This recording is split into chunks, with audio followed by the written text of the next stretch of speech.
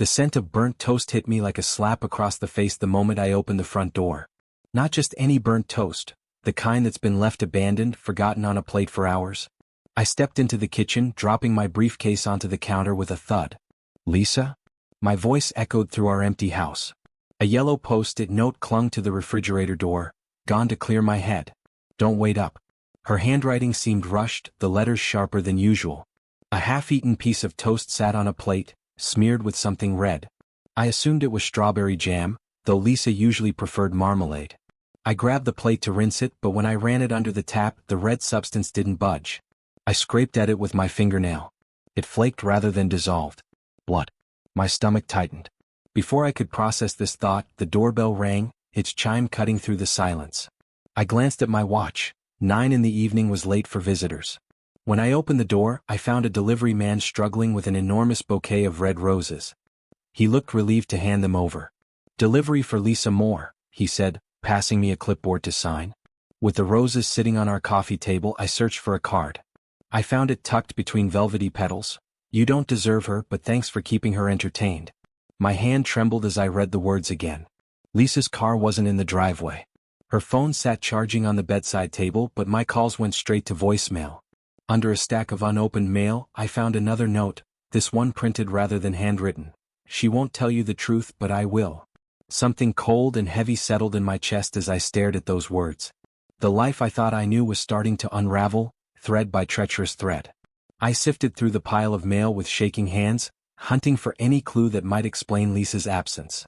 Between bills and flyers, a plain manila envelope caught my eye. No return address, just our home address written in unfamiliar handwriting. Inside was a photograph. My heart stopped. Lisa sat at a candlelit table, laughing with a man I'd never seen before. His hand rested on hers, their fingers intertwined intimately. The timestamp in the corner read last Thursday, the night Lisa claimed she was having dinner with her friend Claire. The memory flooded back, her returning home late, hair disheveled, the scent of wine clinging to her clothes. "Claire needed to talk," she'd said. Lost track of time. I flipped the photo over. An address was scrawled on the back, an apartment complex across town.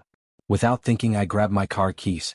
20 minutes later, I stood in front of a modern apartment building, rain beginning to patter on my shoulders. The lobby directory led me to apartment 3C. I hesitated, then knocked firmly.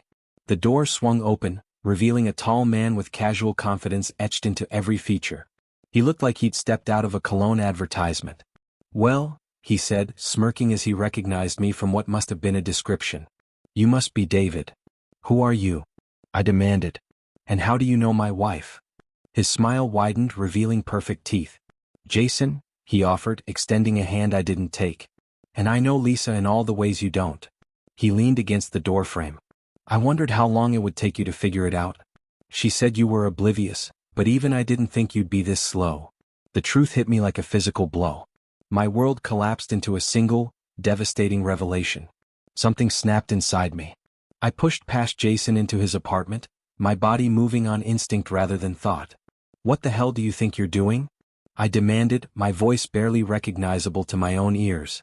"Please come in," Jason said sarcastically, closing the door. His apartment was minimalist and expensive-looking, the kind of place featured in design magazines. "I want answers. Now." I turned to face him, fists clenched at my sides. Jason sighed theatrically, pulled out his phone and held it up. "You want proof? Here." The screen displayed a text conversation with Lisa. My eyes caught fragments that felt like individual stab wounds. "He doesn't understand me like you do, and you're the only one who makes me feel alive. We've been seeing each other for months," Jason said, scrolling through more messages, more photos. "She came to me, you know. Said she was suffocating in her marriage." I grabbed the phone from him, scrolling frantically through intimate conversations and photos I wished I could unsee. "I got tired of being her dirty little secret," Jason continued, watching me with calculated indifference. "Thought you deserved to know." I handed his phone back, feeling hollow. "Why now?" "She's been stringing us both along." He leaned against his kitchen counter. "Check the Marriott downtown if you don't believe me. Room 403. That's her favorite." My stomach churned. "What?" "Oh, and one more thing," Jason added as I turned to leave. "Lisa doesn't delete her emails. Ever. Might want to look into that."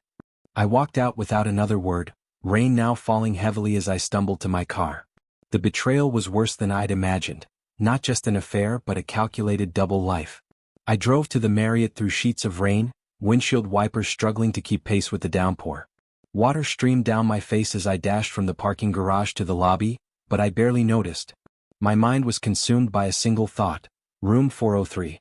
The reception desk was staffed by a young woman with a practiced smile. I approached, rainwater pooling at my feet. "I need to know if someone's staying in room 403, I said, trying to sound casual and failing miserably. Her smile faltered. "I'm sorry, sir, but we can't provide guest information." A security guard nearby looked up from his phone, eyeing me with suspicion. "Please," I said, lowering my voice. "It's my wife, Lisa Moore. She might be registered under her maiden name, Lisa Reynolds." The guard approached. "Is there a problem here?" Before the receptionist could answer, the guard glanced at his tablet. "Lisa Reynolds, room 403, he confirmed, then looked at me more carefully. "You her husband?" I nodded, throat too tight to speak. "She checked in 2 hours ago," he said with a look that conveyed both pity and warning. The elevator ride to the 4th floor felt eternal. When the doors finally opened, I walked down the hallway like a man approaching his execution.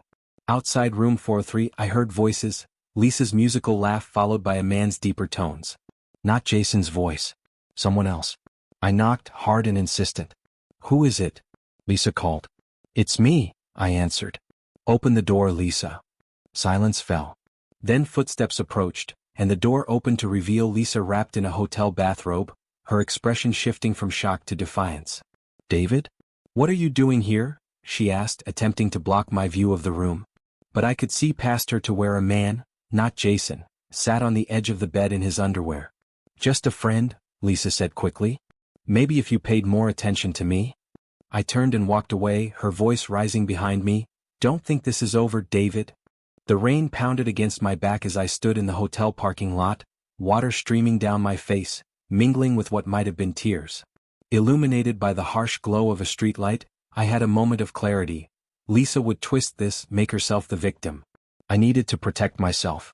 I pulled out my phone, fingers trembling as I typed a message to Claire. "We need to talk. Don't cover for Lisa, I already know everything." The reply came almost instantly. "I have no idea what you're talking about." Either Claire was a better liar than I thought, or Lisa had deceived her too. I scrolled to Jason's number, which I'd saved from the caller ID when I left his apartment. "I need everything you have. Every text, every photo, every receipt. Everything." 3 dots appeared, disappeared, then reappeared. Finally, "Meet me at Rosewood Cafe tomorrow, 10 a.m. Don't be late." Driving home, I rehearsed conversations with Lisa in my head, each one ending differently, none satisfying. Our house, once a sanctuary, now felt like a crime scene. I walked through the darkened rooms, stopping to read Lisa's note on the refrigerator again. "Gone to clear my head. Don't wait up." The casual cruelty of it struck me anew. While I'd been worrying about her well-being, she'd been, where? With Jason? With the man from the hotel? How many others were there? I sat at our kitchen table, the roses Jason had sent mocking me from their vase. I needed to be methodical, strategic. Lisa was clearly 2 steps ahead, had been for months. If I confronted her without solid evidence, she'd find a way to make me doubt my own reality. Tomorrow I'd get what I needed from Jason. Then I'd decide how to proceed. I took a deep breath, feeling something harden inside me. This wasn't just about exposing Lisa's betrayal anymore. It was about reclaiming my dignity and my truth. I arrived at Rosewood Cafe 30 minutes early, claiming a corner table with a view of the entrance. The place was half empty, soft jazz playing over the speakers. I ordered black coffee and waited, rehearsing what I would say. Jason strolled in at precisely 10, wearing designer sunglasses and carrying a manila envelope. He spotted me immediately, as if he'd known exactly where I'd be sitting. "You look terrible," he said, sliding into the seat across from me. "Let's get this over with," I replied, reaching for the envelope. He held it back. "First, I need your word that you'll keep Lisa away from both of us after this.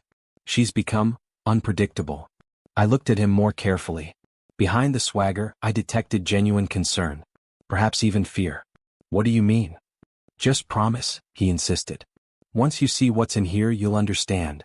"Fine," I agreed, though I wasn't sure what power I had over Lisa anymore. He handed over the envelope. Inside was a meticulously organized collection. Screenshots of text conversations spanning months, photographs of Lisa and Jason together, hotel receipts. The dates on the hotel bills matched nights when Lisa had told me she was with Claire or working late.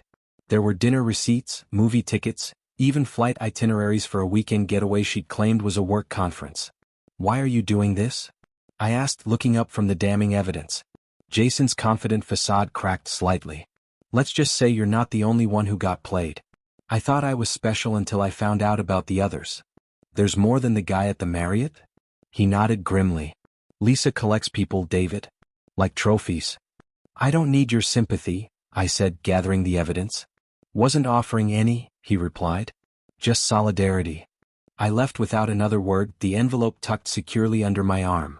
At home, I spread everything across our dining table, organizing it chronologically like case evidence. The betrayal had a timeline now, a horrifying progression I could track from first lie to last. I heard Lisa's key in the lock just after midnight. The evidence was laid out on the dining table, a museum exhibit of betrayal. I sat in the dark living room waiting. She flipped on the light and jumped when she saw me. "God, David, you scared me." She dropped her purse on the counter, acting as though nothing had happened. "You didn't have to wait up." "Where were you?" I asked, my voice eerily calm. She shrugged, kicking off her heels. "Just needed some space. Stayed at a hotel to think." "Room 403 at the Marriott?" Her movements froze for just a second, a barely perceptible hitch, before she recovered. "What are you talking about?" I stood and gestured toward the dining room. "Why don't we discuss it over here?" She followed reluctantly, her confidence faltering when she saw the photographs, messages, and receipts arranged in damning chronological order. "What is all this?" she whispered, face paling. "You know exactly what it is, Lisa." A fascinating transformation occurred. Shock gave way to fear, then defiance, and finally a cold arrogance I'd never seen before. "Well, aren't you the little detective?" she sneered. "Did you enjoy your scavenger hunt?" "Why?" I asked. "Just tell me why." "Why?" she echoed, laughing harshly. "Because you're pathetic, David. Predictable. Boring. Do you have any idea how suffocating it is to be married to someone so ordinary?" Each word landed like a physical blow, but I refused to show it. Instead, I pulled out a folder containing divorce papers I'd had prepared that afternoon. "Sign these," I said, pushing them toward her with a pen. To my surprise, she picked up the pen immediately, signing with a flourish and a mocking smile. "I was going to leave you anyway," she said, dropping the pen. "This house is depressing." She grabbed her purse and walked out, leaving the door open behind her. The night air rushed in, cold and final. An emptiness settled over the house after Lisa left. I stood in my living room, the signed divorce papers in hand, feeling hollow rather than victorious. For hours, I wandered from room to room, touching objects that held memories now tainted by deception. My phone vibrated with a message from Claire. "Can we talk? Please." I stared at the screen before typing back. "Nothing to talk about." "You don't understand," she replied. "Lisa told me things about you that weren't true." I turned off my phone. Claire had chosen her side months ago, covering for Lisa's infidelities. Her sudden crisis of conscience meant nothing to me now. As morning light filtered through the blinds, something hardened inside me. Lisa had humiliated me, manipulated everyone around us, and walked away without consequences. That didn't sit right. I called my lawyer, confirming the divorce papers were legitimate and would be processed immediately. "She signed without contesting?" he asked, surprised. "That's unusual." "Lisa isn't worried about the settlement," I explained. "She's worried about her image." After ending the call, I opened my laptop. With methodical precision, I created a social media post. "Ending my marriage today. Betrayal leaves marks. For those who've been lied to by Lisa, I have receipts." I attached one photo, Lisa entering the Marriott with the man from room 403, and hit publish. Within minutes, my phone exploded with notifications. Friends, family, colleagues, all expressing shock, support, or morbid curiosity. A text from Lisa appeared. "Delete that post right now." "Too late, Lisa," I replied. "You made your bed, now lie in it." I blocked her number, closed my laptop, and breathed deeply. This wasn't just petty revenge, it was reclaiming my narrative. 4 months, Lisa had been crafting a story where I was the villain. Now everyone would know the truth. 3 days after Lisa left, an email arrived from someone named Emily Carter. The subject line made my heart race. "Another victim of Lisa's games. David, we've never met, but I saw your post. I think you should know Lisa wasn't just cheating with men. She and I were involved for 6 months last year. I'm attaching screenshots of our conversations. I'm sorry to add to your pain, but I think you deserve the whole truth. Emily. I opened the attachments with trembling hands. There they were, intimate messages between Lisa and Emily, using the same words she'd written to Jason. You make me feel alive. The same promises, the same lies. I forwarded everything to my lawyer, who replied simply, this strengthens our position. Don't delete anything. My phone rang, Claire again. This time I answered. David, please listen, she began, her voice breaking. Lisa manipulated me too. She told me you were controlling, that you monitored her every move. She made me believe she needed cover stories to protect herself from you. And you believed her. My voice sounded flat even to my own ears. She's very convincing, Claire whispered. It wasn't until your post that I realized she's been playing all of us. There are others, David. So many others. How many? I asked, though I wasn't sure I wanted the answer. I've heard from 5 people so far. She created this web of lies, making each person think they were special, unique. She told different stories to different people, making sure none of us would compare notes. After hanging up, I sat in stunned silence until another call came through, Lisa's mother. David, what on earth is happening? Lisa says you're spreading lies about her. I told her everything, my voice steady. She listened without interrupting. I won't get involved, she finally said. But thank you for telling me the truth. The scale of Lisa's deception was breathtaking. Not just an affair, but an entire shadow life built on lies. It's done, my lawyer said over the phone. Lisa signed the final agreement. The divorce is official. A wave of relief washed over me. 6 weeks had passed since that night in the hotel, though it felt like years. Thank you, I replied, hanging up and taking a deep breath. The house felt lighter somehow. I spent the afternoon boxing up Lisa's remaining belongings, then hauled them to the curb. Let the garbage collectors deal with them, a fitting end. My phone pinged with messages constantly these days. Some offered support, you're better off without her. Others cast blame, you must have driven her to it. I'd stopped responding to most. I gathered all the evidence, photos, messages, receipts, and stored them in a box in the attic. Not as a shrine to my pain, but as a reminder that I had survived. The unexpected call came on a Sunday afternoon. David? It's Emily. I hope it's okay that I called. Emily, I said, surprised.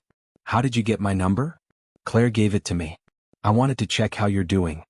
Our conversation flowed easily from Lisa to books we'd read, music we loved, and philosophies we found comforting. Unlike the artificial intensity of my relationship with Lisa, this connection felt genuine, unforced.